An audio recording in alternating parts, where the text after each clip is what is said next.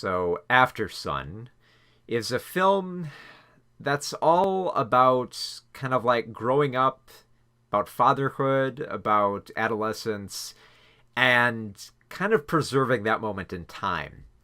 Like, this is a film it's a little bit difficult to talk about. It's one of those things where it's like once you see it, you know what it's trying to say, and if you're in like if you've experienced this level of kind of like being a parent or being or growing up with like a parent who's very concerned, it's gonna hit you in the gut like hard.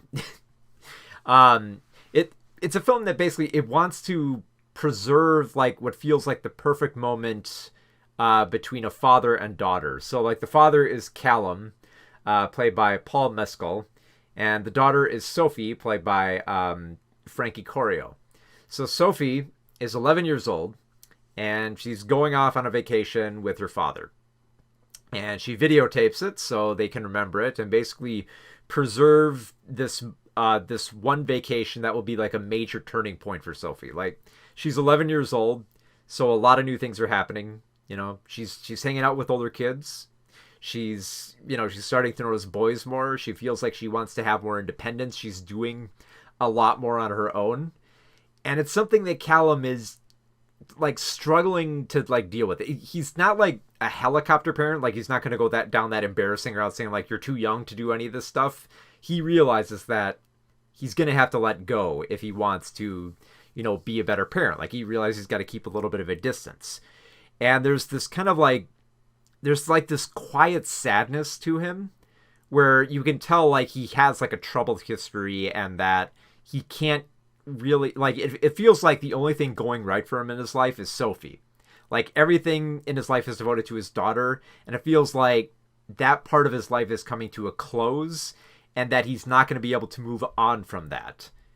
And it's very like it's very slow moving film, but I feel like it perfectly hits on this aspect of feeling like this is probably going to be the greatest moment that you'll have as a parent, and it's going to be over before you know it.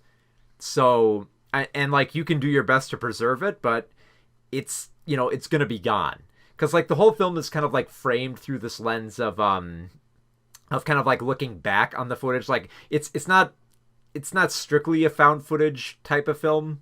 There are some framing devices where it kind of seems like it is, but it does keep you in the moment, and I think it helps to not have this be a found footage film because then it feels like it doesn't touch on the more like quieter, awkward aspects that wouldn't be filmed during a vacation.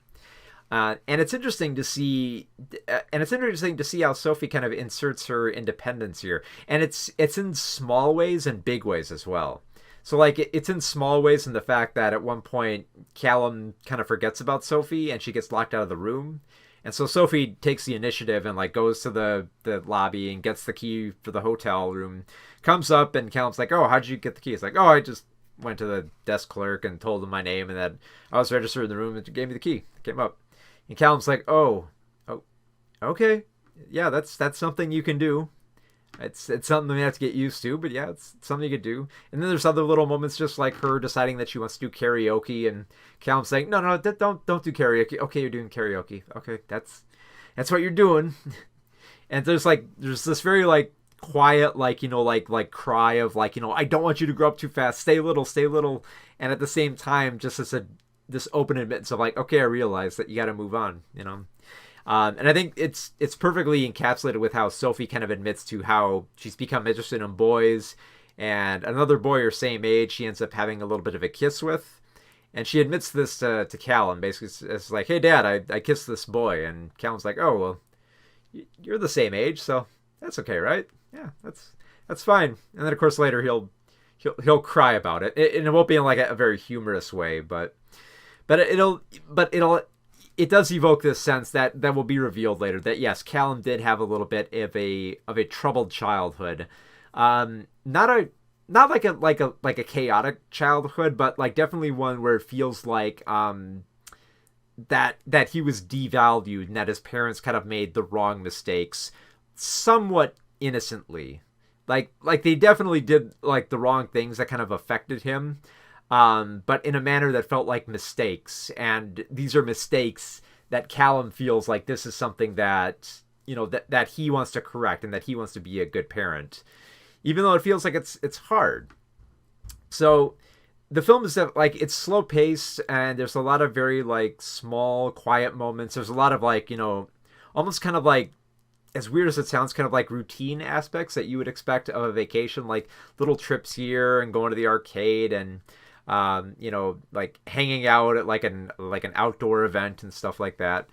That set like the perfect tone for just like this easygoing nature, where there are moments where just like Callum and Sophie will just relax and bask in the moment, not realizing that this it's not going to be like this forever. That they're going to grow up, and they're probably going to grow apart, and it's a sad feeling that Callum just keeps trying to like fight off, and it's a very I guess like by the end of the film, like especially since like by the end the camera pulls back, like not just like in terms of like what it reveals at the story, but like it literally pulls back to reveal like Sophie grown up and Callum kind of like moving on with his life. And there's this element of just like catharsis where, it ends the film on like a sad note, but also like a moment of contentment, realizing that, time passes us by, you grow up, people who you once knew are going to be different. You might grow apart, you might grow together, but you're going to have to keep going. And that's just the way life is. You can still have your memories. You can still have them preserved through either, video or, what you've experienced in your mind and the fond memories that you have of people and family along the way. But that, it's ultimately just going to be the past, and it's sad, but at the same time, it's also this kind of like almost like tiny bits of like of joy that come about with it, because it's a weird feeling to describe. Like it's one of those things where it's like, you're watching this progression happen, and it's something that that's going to happen, and that it's good for that person to grow up, but at the same time you realize that it's still really sad to watch this happen too. Even though it's not a terrible thing, it's a part of life. It's something that you got to accept. You want to assert some control over it, but you got to realize your control is limited. There's so much you can do. And for touching on this very, like, honestly, like, tearful aspect of time and growing up, I really, really loved Aftersun. And I think like writer and director Charlotte Webb does a great job here. This is a fantastic, quietly sad film, and don't miss this film. It's definitely gonna get glazed over, even though it's like, I believe it's distributed by A24, but there's always like bigger A24 films that come out. So this is definitely one of my favorite quiet dramas of 2022.